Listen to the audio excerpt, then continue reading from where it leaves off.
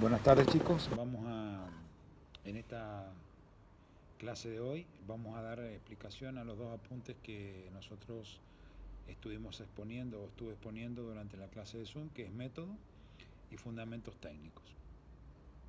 Vamos a hablar primero qué es método. Método dice es el modo ordenado y sistemático de proceder para llegar a un resultado o fin determinado. Esa puede ser una definición aplicable. Y la otra puede ser un procedimiento que se sigue para conseguir algo. Es decir, nosotros vamos a establecer pasos de manera ordenada, ¿sí? Con un criterio determinado, con una sistematicidad determinada, para a través de la aplicación de estos pasos de manera ordenada poder llegar a un resultado positivo en un objetivo planteado con anterioridad. Bien, vamos a ver nosotros en este punto una serie de métodos, ¿sí? En un principio. Luego al final nos vamos a focalizar en los dos métodos que para mí son los más importantes para poder trabajar en el fútbol. Tenemos como primera medida el método global.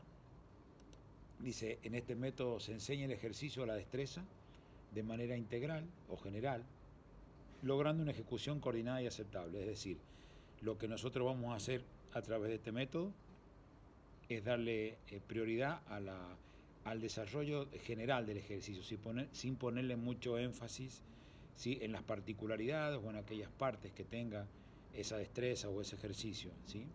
Vamos a focalizarnos en una ejecución correcta de manera general. Bien, ¿cuáles son las ventajas que tiene este método? Hay una mayor participación del cuerpo, posibilidad de expresión, muy motivador y respeta el estado evolutivo. Es decir, al enfocarnos en una coordinación general, ¿sí? En una globabilidad, nosotros lo que hacemos ahí es implicar en muchas partes del cuerpo en la ejecución del ejercicio, por lo tanto hay una gran influencia de la coordinación. Es muy motivador para el chico porque se hace muy dinámica la clase y sobre todo porque respeta el estado evolutivo. ¿Cuál es la desventaja de esto? Obviamente limita la progresión técnica, es decir, al no estar nosotros de manera incisiva remarcando ciertos errores en cada parte del componente total de la ejecución, entonces tiene problemas en cuanto a la progresión o a la enseñanza de la técnica. Bien, luego pasamos al modo analítico. ¿Sí? El modo analítico es lo contrario al modo global. ¿Qué significa? Se aprende seccionando o fraccionando la enseñanza para luego integrarla. Es aplicable a partir de los 8 o 9 años de que comienza el periodo de análisis. Y física y psicológicamente está preparado para el análisis el chico. ¿Qué hablamos con esto? Pone una edad en la cual podemos aplicarlo, que es la de 8 o 9 años. Si en este periodo el chico ya hay una capacidad de análisis superior, por lo tanto el niño puede ir desmembrando las particularidades de cada destreza guiadas por el profesor. Es decir, podemos ir puliendo cada parte del movimiento integral que conlleva esa destreza, lo que va a hacer, lógicamente, que dentro de las ventajas que tenga este método, ¿no es cierto?, hay un rápido mejoramiento de la técnica porque justamente lo que se hace es ponerle énfasis primero a la particularidad para luego englobarla e ir por la generalidad. ¿Qué desventaja tiene? Y bueno, hay baja capacidad coordinativa, ¿sí? Baja motivación y se aplica sobre el final del periodo, sobre los 9 años. ¿Ok? Es decir que, contrario a lo anterior, al trabajar una parte de la técnica específica, ¿no es cierto?, y no implicar diferentes segmentos corporales, la coordinación es baja. Por lo tanto, el chico tiende a aburrirse y hay una baja motivación. Método de mando directo. En el método de mando directo, lo más importante en esto es que este método gira alrededor del profesor. ¿Por qué? Porque el profesor, a sabiendas de una destreza que va a enseñar, si este profesor es hábil, ¿sí?, y conoce detalladamente cuál es la ejecución de esa destreza, se centra en el medio de la escena porque él va a mostrar la actividad. ¿Qué debemos tener cuidado en este tipo de método? Es que si nosotros no estamos convencidos de que hacemos alguna destreza de una manera perfecta, digamos, para que el niño lo pueda copiar, es preferible no hacerlo y por ahí tomar algún chico dentro de la clase que la ejecute de manera correcta y ponerlo como ejemplo. Se puede dar como una variante, ¿sí?, cuando en este caso nosotros no podemos manejar esa destreza de manera acabada. Eh, Se estructura en 4 partes este método, que son la voz explicativa, preventiva y ejecutiva, que es el típico a sus marcas, listo ya, por decirlo de alguna manera, ¿sí? Y la cuarta es la corrección de falta, es decir, yo doy la actividad, la muestro, la enseño, el chico la empieza a ejecutar y yo empiezo a moverme por la clase corrigiendo aquellas faltas que sea necesario corregir. ¿Qué ventajas tiene? Hay un gran control de la clase, realza la personalidad del profesor y como desventaja, obviamente anula la espontaneidad y la creatividad de los alumnos. Bien, luego está el método de asignación de tareas. En este método primero se asignan tareas a los diferentes grupos, ¿sí? Esto es típico cuando es un trabajo de circuitos, ¿sí? Es decir, donde podemos colocar estaciones. Entonces se asigna en cada estación un trabajo distinto. Dice, se aplica a partir de los 12 años de edad. Se trabaja por estaciones, como dijimos, ¿sí? El profesor va a explicar la actividad, ¿sí? Estación por estación, y luego va pasando por ella corrigiendo las deficiencias técnicas o ejecutivas de la misma. ¿Qué ventajas tiene este método? Hay independencia de trabajo porque cada chico va a poder trabajar independientemente de otro grupo en su estación. Hay un aprovechamiento integral del tiempo también, porque en el mismo tiempo estoy haciendo una diversificación del trabajo físico o técnico, ¿sí? Y hay un buen trabajo ante la escasez de material didáctico. Esto es bueno saberlo porque por ahí nos vamos a encontrar con escasez de material y si lo sabemos distribuir de manera eficiente podemos trabajar en varias estaciones a la misma vez y aprovechar todo el material. ¿Qué desventaja vamos a encontrar? Hay poca espontaneidad por parte del alumno, ¿sí? Porque nosotros determinamos una serie de destrezas o actividades técnicas o físicas en cada estación y el chico no puede salirse de ahí. Hay un deterioro de la técnica si el profesor no lo controla. Eh, si se aplica en grados bajos, obviamente no más de 3 estaciones por la capacidad del chico de concentración.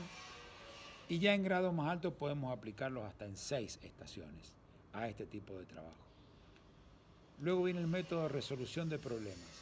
En este método, como la palabra lo dice, el profesor va a plantear un tipo de problema psicofísico al alumno para que lo resuelva. El profesor va a tener la solución de ese problema, pero no la va a mostrar si de entrada, si el de entrada no la va a mostrar. ¿Esto qué hace? El profesor incentiva la creatividad del niño para que el niño pueda descubrir, ¿sí?, cuál es la solución del problema. Es un método indicado para alumnos de 4 a 8 años, ¿sí? Y en este método particularmente, lo importante es que el profesor, las preguntas que realiza el profesor a los alumnos para ir guiando el descubrimiento de esa resolución del problema. ¿Qué ventajas tiene este método? Propicia una espontaneidad de los alumnos porque cada alumno puede expresar la resolución del problema de diferente manera. Posibilita que los alumnos descubran movimientos básicos.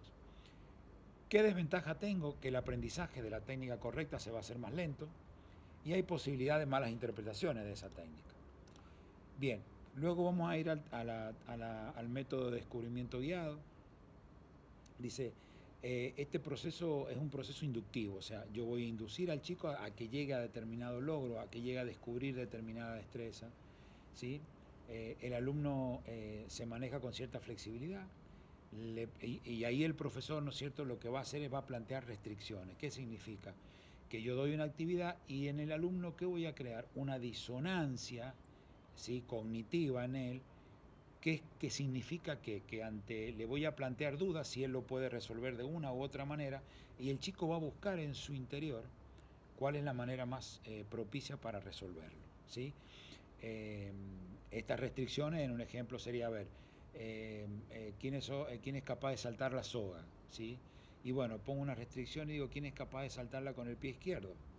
¿Quién es capaz de saltarla con el pie derecho? Bueno, ahí vamos a ir creando dudas porque el chico que salta bien con la izquierda le va a costar con la derecha y viceversa. Por lo tanto, el chico va a empezar a buscar y a plantearse soluciones de manera creativa para resolver ese problema.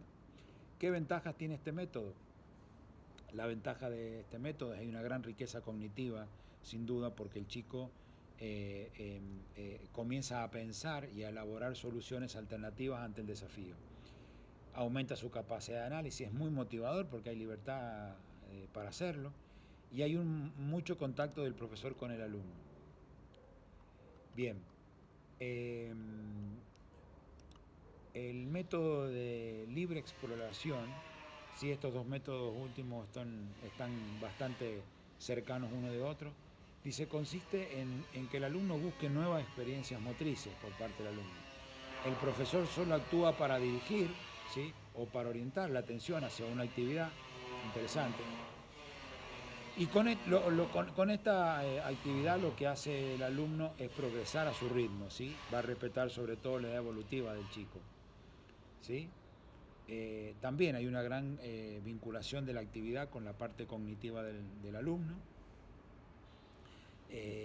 Como desventaja podemos plantear que hay demoras en el aprendizaje, dice, y sobre todo eso, hay mucha demora